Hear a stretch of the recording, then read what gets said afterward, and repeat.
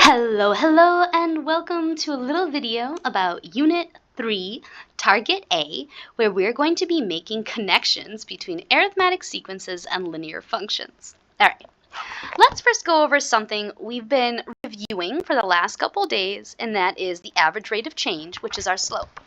Remember that when we look at an image, we can count the slope by counting how many up or down and to the left our slope goes. So in this image here, I have a rise of -4 because we're going down 4 and a run of 2. Remember, we can simplify some fractions. This one simplifies to -2/1 or just -2. All right. In number 1, what I'd like us to do is to write a linear function in slope-intercept form. Up to now, we've been doing y equals mx plus b. Now, because we know that lines are functions, we are going to have them as f of x equals mx plus b. Okay, well, it definitely starts with f of x equals. To find m, we need to find our slope. Let's count. We're always going left to right. So let's count how many we're going to go up and then how many to the right. All right. 1, 2, 3, 4, 5, 6, 7. Looks like we're going up 7, so I'm keeping it positive. To the right 2. Next to that, I'm going to write x. B is our y-intercept. Our y-intercept is right here at 0, -2. So we're going to write -2, since our y-intercept is at -2. If it was at +2, we would have clicked. We would have written plus. Number 2, let's do the same thing. Let's start with f of x equals. Now let's count our slope. Again, we're going left to right, and this time it looks like I'm going down and to the right. Down 1, to the right 3. Our slope is -1/3. We make sure that 1 is negative to remind us that we're going downwards. Next, I need my y-intercept. There it is at 0, 3. Because that 3 is positive, I'm going to write +3. Fantastic. Number 3. Use the table below to answer the following questions. A. Determine the average rate of change for the problem situation. Be sure to include units. Well, this doesn't have a situation, so it's just a regular problem. No real units here. First of all, let's label. Okay? Here we go. This is x1. This is y1. This is x2. This is y2. And let's practice that formula that we've been learning. The formula is y2 minus y1 over x2 minus x1.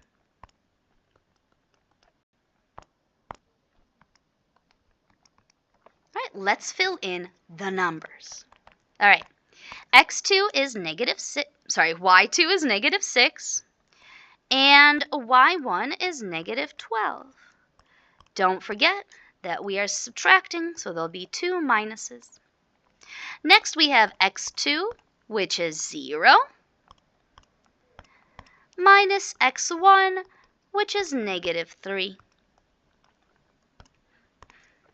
-6 minus -12 is +6. 0 minus -3 is +3.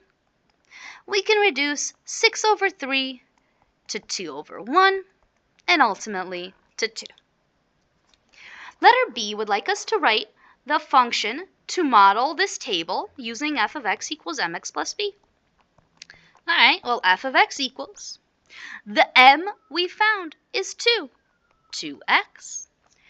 B is our y-intercept.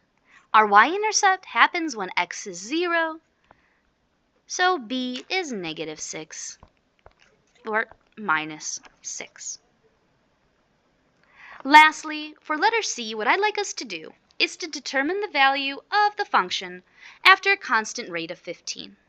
In order to do that, we're going to take that 15 and we're going to plug it into x. So f of 15 equals 2 times 15 minus 6.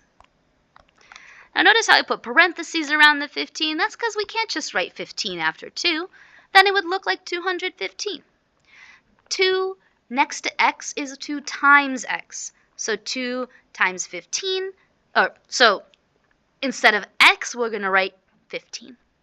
Anyways, 2 times 15 is 30, and 30 minus 6 gives us 24.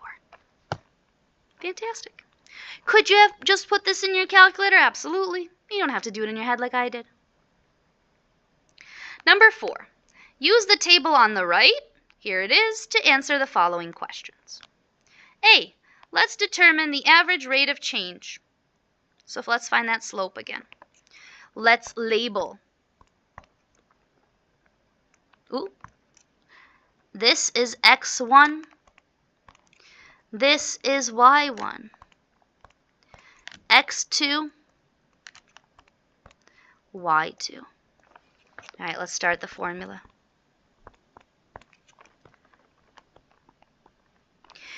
The first number of our formula is y2, so -2 minus y1, which is -7. Then we have x2, which is 5, minus x1, which is 0. All right, let's calculate. -2 minus -7 is +5. 5 minus 0 is 5. 5 over 5 reduces to 1. In letter B, I'd like us to write a function to model the table of values. All right, let's do it. F of x equals 1x, because our slope is 1. Our y-intercept, let's find it. Do you see where x is 0? There it is. Our y-intercept is -7, so -7. I could write this function without the 1. It would look like this. Either way is correct. It's just that 1 is our very special invisible 1. Just keep that in mind. Finally, let's do letter C. I think that's, oh, no, not finally. Determine the value of a function after a constant rate of 15. So just like we did in the previous one, we're going to take 15 and plug it into our function. And where are we plugging it into? The only place we can, which is instead of the letter x. 15 minus 7 is 8. Number 5. A tree is currently 10 feet tall and grows 2 feet per year. Let's write a function for this. Well, easy peasy, let's start with f of x equals. That's the easy part. Next, we need mx. M is our slope. Slope is the rate of change. Well, how much does this tree change every year? 2 feet. So our slope is 2. Then we have our y-intercept. Our y-intercept is where we start. Well, how tall is the tree to begin with? 10 feet. Plus 10. How tall will the tree be in 5 years? Well, let's plug 5 into x and find out. Don't forget, we're going to be using feet as units. All right. 20 feet. This is going to be a huge tree. Holy cannoli. Letter number 6. Jackie is paid constant rate to babysit. After 5 hours, she has $250. Okay, let's write the situation and function notation. I don't know how much she's making per hour. Let's think about it. If I were to say she's getting paid per hour, do you know what the word per stands for? Per is a division word. In order to find our slope, we're going to have to do dollars per hour. Well, 250 divided by 5 is 50. She makes $50 an hour. Not bad. Very good, actually, for babysitting. Well, in order to write the function, we just found our rate. It's $50. That's her rate. But how much money does she start with? Think about that. What does she start with? 0. She starts with 0.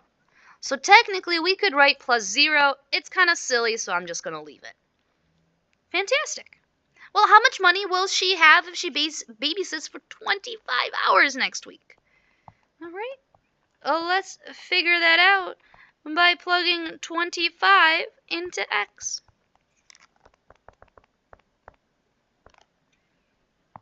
Okie dokie. Remember, our units, our answer is going to be in dollars. So, in your calculators, you can do 50 times 25, which is $1,250. Not bad for a week of work. If you have any questions, please let me, I think that was it, right? Yeah. Well, if you have any questions, please let me know, or whoever else is helping you out with math know. And have a wonderful rest of whatever week it is for you. Bye.